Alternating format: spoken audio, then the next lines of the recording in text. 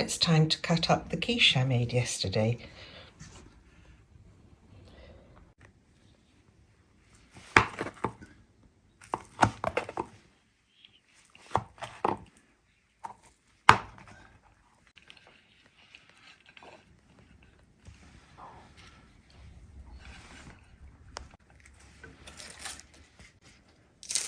Garnish time.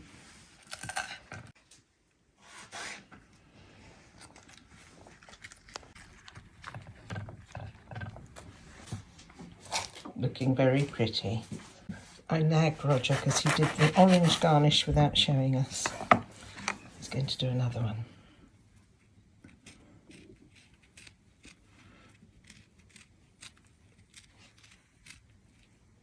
Halfway. Okay.